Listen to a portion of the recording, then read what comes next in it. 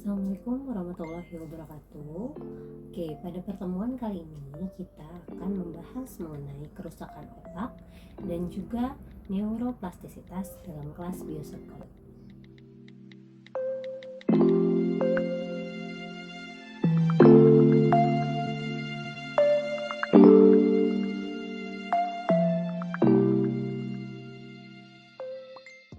Otak, seperti yang sudah kita pelajari ya pada pertemuan-pertemuan sebelumnya, itu kan terdiri dari tiga bagian-bagian penting.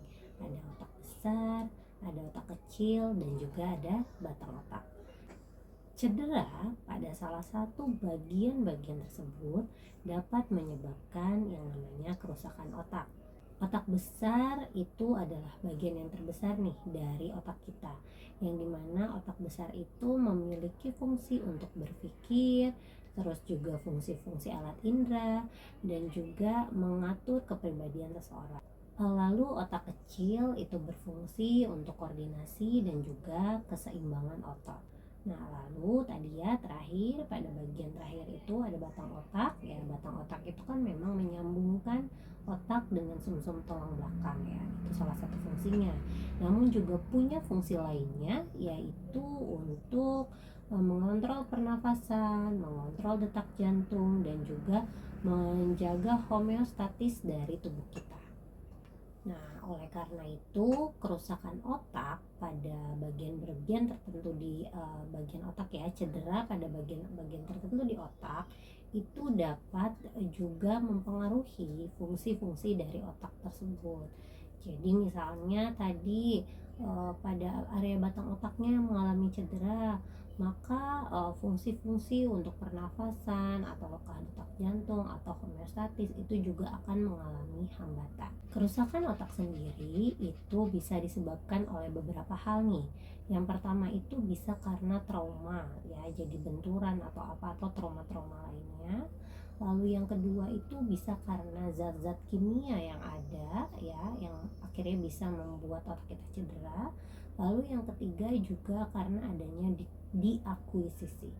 Cedera otak traumatis itu bisa terjadi ya, mungkin karena adanya benturan atau misalnya ada terjadi pergeseran atau terjadi kecelakaan gitu ya, sampai akhirnya otak kita mengalami cedera traumatis gitu, atau ya tadi ya benturan-benturan tadi yang akhirnya mengganggu fungsi dari otak. Nah, kalau misalnya cedera otak yang diakibatkan oleh zat kimia, itu biasanya karena kita mengkonsumsi zat-zat kimia yang dapat merusak otak. Misalnya zat-zat adiktif seperti narkotika, alkohol ya, dan banyak zat lainnya yang dapat mengganggu kerjanya otak atau mengganggu fungsi otak hingga otak itu mengalami kerusakan. Lalu sedangkan cedera otak diakuisisi itu biasanya terjadi karena pecahnya pembuluh darah, atau kita kenal dengan istilah stroke lah. Jadi ketika seseorang mengalami stroke, biasanya itu kan ada pembuluh darah yang pecah. Nah, bagian otak yang paling dekat dengan pembuluh darah yang pecah tersebut itu juga akan mengalami cedera, sehingga akhirnya mempengaruhi aktivitas fisik atau fungsi-fungsi tubuh yang diatur oleh otak tersebut. Ada beberapa penyakit yang terkategori sebagai penyakit neuropsikologis atau penyakit-penyakit yang disebabkan atau menyebabkan kerusakan pada otak. Yang pertama ini adalah epilepsi. Epilepsi atau kejang-kejang yang terjadi pada seseorang itu biasanya disebabkan oleh virus, neurotoksin, tumor, atau juga bisa disebabkan oleh pukulan-pukulan atau trauma-trauma yang terjadi pada area kepala. Kondisi epilepsi atau epileptik juga dapat menyebabkan timbulnya perubahan-perubahan perilaku pada seseorang. Misalnya karena pernah mengalami epilepsi akhirnya menjadi punya penciuman yang buruk, atau punya penglihatan yang buruk, atau bahkan ada beberapa yang akhirnya mempengaruhi memori. Epilepsi sendiri terdapat dua tipe nih. Ada yang partial seizure, dan yang kedua itu adalah general seizure. Di mana partial seizure ini itu kondisi epilepsi di mana otak itu hanya rusak sebagian, jadi hanya bagian-bagian tertentu saja yang rusak dan akhirnya itu menyebabkan kejang-kejang. Nah, sedangkan general seizure itu adalah kondisi di mana kejang-kejang terjadi karena adanya kerusakan secara keseluruhan pada otak. Yang kedua itu adalah penyakit Parkinson. Nah, Parkinson ini memang cukup banyak ditemuinya pada orang-orang usia lanjut ya. Biasanya Parkinson ini ditandai dengan adanya gerakan-gerakan neurotik atau gerakan-gerakan yang tidak sadar, biasanya itu seperti tremor di tangan ya, atau gerakan-gerakan lainnya yang dimunculkan oleh seseorang tanpa terkendali gitu, jadi gerakan-gerakan yang tidak terkendali. Nah, Parkinson ini biasanya seiring berjalannya usia itu akan meningkat dan semakin tidak dapat dikendalikan gerakannya. Jadi bahkan pada tingkatan tertentu kondisi ini dapat menghambat kehidupan atau kegiatan sehari-hari pada penderitanya. Selanjutnya itu yang ketiga ada penyakit Huntington.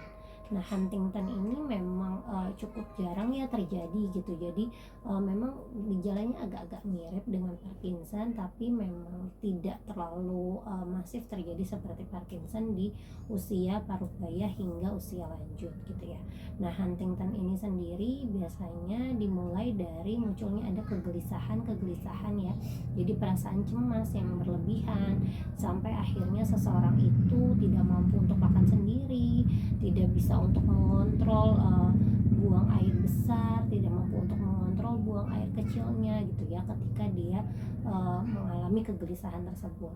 Dan bahkan beberapa pasien dengan Huntington ini mereka sampai lupa terhadap anak-anaknya, jadi ada amnesianya juga gitu ya.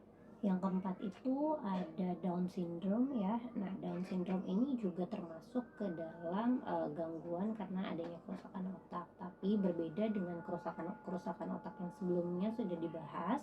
Nah, pada kondisi pasien Down syndrome ini biasanya kerusakan otak itu terjadi itu bahkan sejak masih di janin gitu, karena adanya kelainan pada kromosom ke-21 ya, yang menyebabkan ia mengalami kerusakan dan juga mengalami hambatan dalam kemampuan berpikir dan juga hambatan dalam kemampuan fisik. Kerusakan pada otak tersebut itu sebenarnya akhirnya memicu respon yang disebut dengan respon neuroplastik, yaitu respon di mana otak kita itu merubah fungsinya atau merubah bentuknya agar dapat menyesuaikan dengan kondisi kerusakan tadi gitu ya. Ada dua jenis neuroplastisitas. Yang pertama itu adalah neuroplastisitas fungsi dan juga neuroplastisitas struktural. Nah, neuroplastisitas fungsi itu adalah kemampuan otak di mana otak kita itu memindahkan fungsinya dari bagian otak yang rusak ke bagian otak yang tidak rusak gitu kan. Sedangkan neuroplastisitas struktural adalah kemampuan otak untuk merubah strukturnya karena proses beradaptasi dan proses belajar. Karena adanya kerusakan kan akhirnya strukturnya berubah dan mempelajari dari perubahan tersebut sehingga si kerja otaknya tetap fungsional. Kehebatan kemampuan otak ini, jadi si neuroplastisitas pada otak kita ini sebenarnya itu dapat membantu otak kita akhirnya tetap bisa berfungsi secara seoptimal mungkin ya. Jadi seoptimal si otaknya bisa berfungsi ketika adanya kerusakan otak gitu. Oleh karena itu makanya tetap saja nih ketika misalnya kita ada klien-klien dengan hambatan-hambatan perkembangan gitu ya, misalnya tadi Down syndrome, ADHD, ASD gitu ya, itu semua kan kondisi hambatan perkembangan yang dimana memang kondisi struktural otaknya berbeda dengan otak-otak pada umumnya gitu. Nah, bukan berarti ya udah akhirnya tidak bisa diapa-apain nih otaknya gitu. Nah, tapi kita masih bisa membantu dengan memberikan stimulasi yang tepat terhadap otak tersebut supaya otaknya bisa tetap bekerja dan berfungsi secara optimal. Akhirnya perilaku individu tersebut juga lebih bisa adaptif gitu, walaupun dia dengan segala kekurangan yang dia miliki gitu. Itu tadi penjelasan singkat mengenai kerusakan pada otak dan juga neuroplastisitas pada otak.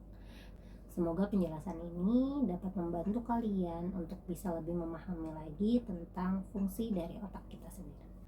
Sekian dari saya, terima kasih, sampai berjumpa di video berikutnya. Wassalamualaikum warahmatullahi wabarakatuh.